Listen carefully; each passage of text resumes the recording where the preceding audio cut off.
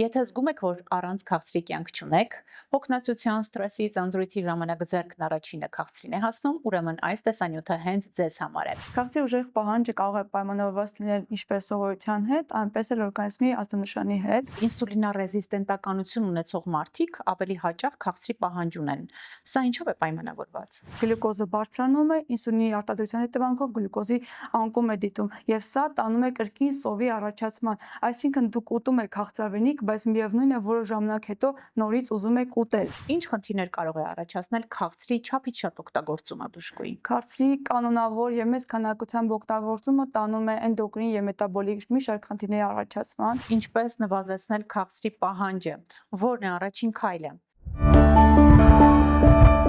Դուք դիտում եք Միֆեր առողջության մասին հաղորդումը, բարև ձեզ։ Եթե զգում եք, որ առանց քաղցրի կյանք չունեք, հոգնածության, սթրեսի, ձանձրույթի ժամանակ ձեռքն առաջինը քաղցրին է հասնում, ուրեմն այս տեսանյութը հենց ձեզ համար է։ Ինչից է առաջանում քաղցրի նկատմամբ անհագ ցանկությունը, ինչպես ազատվել կախվածությունից եւ որոնք են իսկապես աշխատող քայլերը, մեզ կասի էնդոկրինոլոգ Աննա Պողոսյանը, բարև ձեզ։ Բարև ձեզ։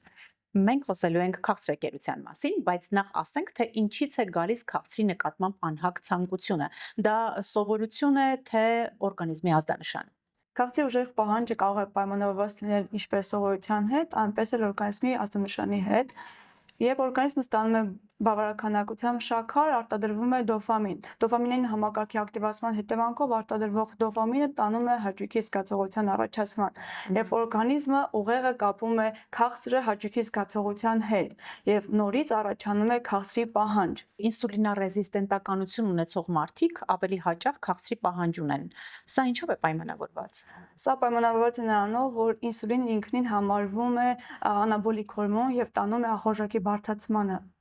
Եվ քանի որ օրգանիզմը ինսուլինի նկատմամբ կայուն է, այս պարագայում առաջանում է հիպերինսուլինեմիա։ Ինչքան էլ որ ինսուլինի քանակությունը բարձրանում է, միևնույն ինսուլինի նկատմամբ օրգանիզմը մնում է կայուն, եւ դա տանում է ախորժակի բարձրացման առաջացմանը։ Այսինքն փոխկապակցված են։ Կարող է քաղցրի նկատմամբ ցանկությունը, պահանջը սովորութային լինել, որը վերածվում է արդեն օրգանիզմում ազդանշանի, որովհետև այդ դոֆամինը երբ արտադրվում է կամ ինսուլինի բարձր մակարդակը նպաստում են անընդհատ քաղցր ուտելու ցանկության։ Հետևաբար սննդային սովորությունները պետք է փոխել, բայց մինչ դրան անցնել, ասենք, ինչու պետք է հրաժարվել քաղցրից, չէ՞ որ մեր օրգանիզմը ունի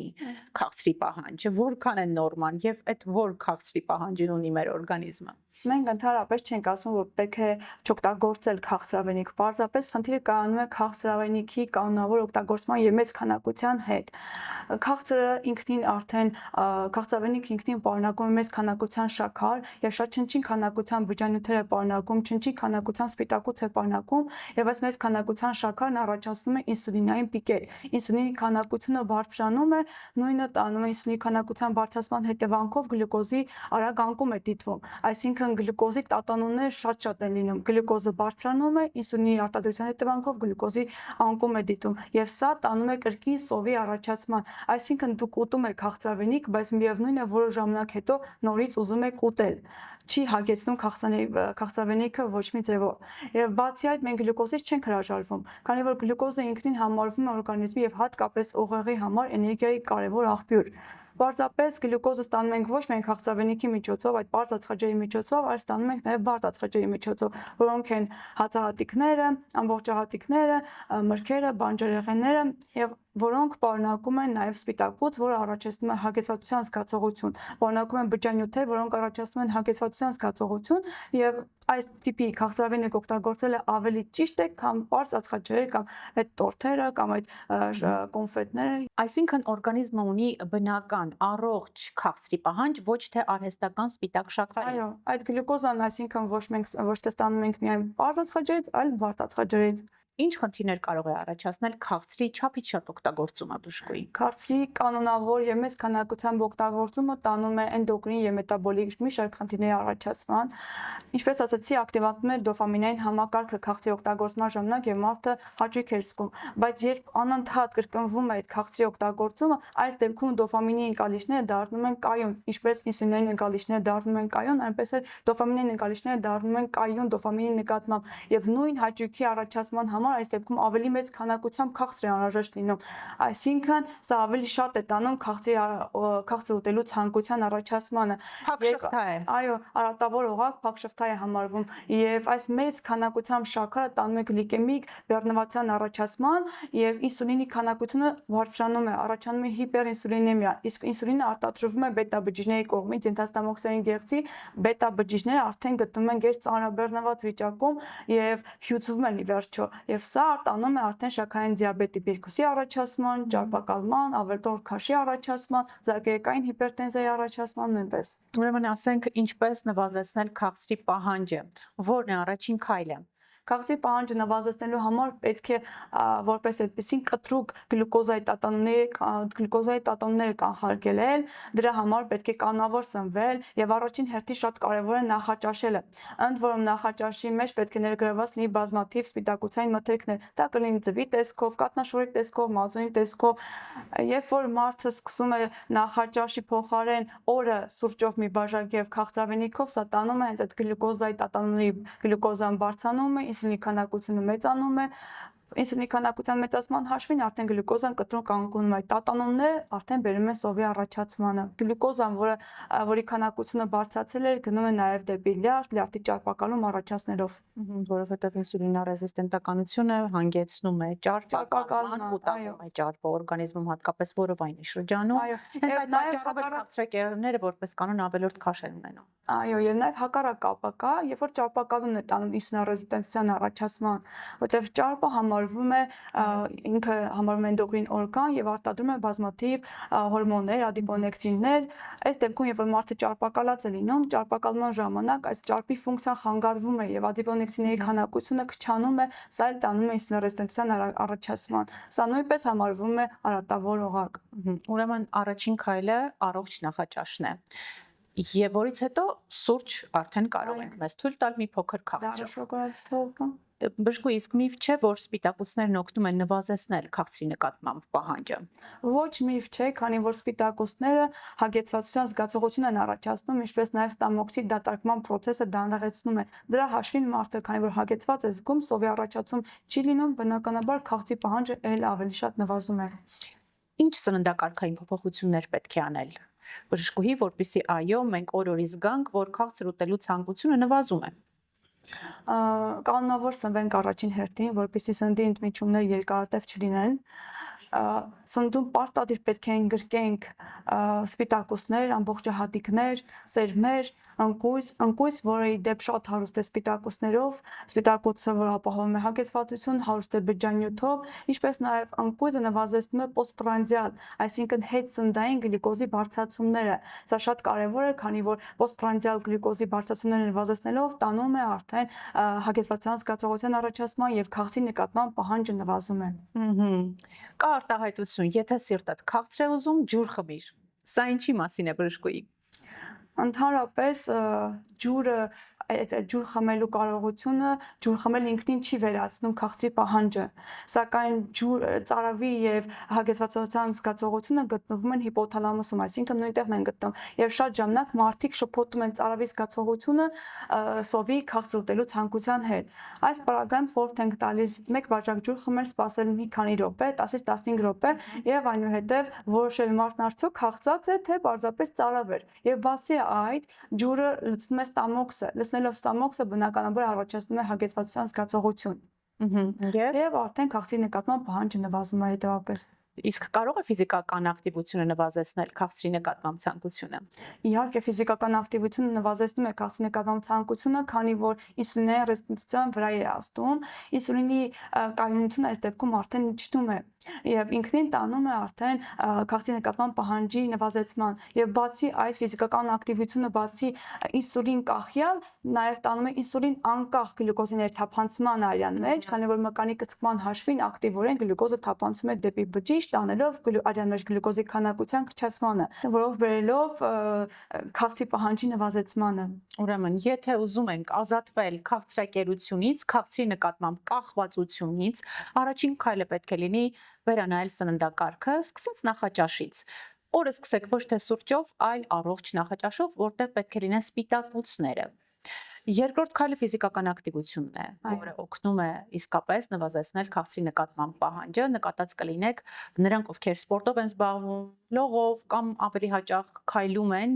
իսկապես ավելի հազվադեպ են ունենում քաղցրի կարիք։ Բացած սթրեսն է նաև նվազեցնում ֆիզիկական ակտիվությունը, բորբոքային պրոցեսները նվազեցնում ֆիզիկական ակտիվությունը, կանոնավոր ֆիզիկական ակտիվության մասին է խոսքը, ոչ թե մեկ անգամ կատարեցինք ֆիզիկական ակտիվություն, գնացինք ֆիթնես եւ վերջ։ Պետք է դարձնել ապրելակերպ եւ սննդակարգը եւ ֆիզիկական ակտիվությունը։ Ասենք քնի։ Հիմա ասենք թե ինչպես է անառողջ քունը բերում քաղցրի նկատմամբ անհագ ցանկության, պահանջի, կախվածության։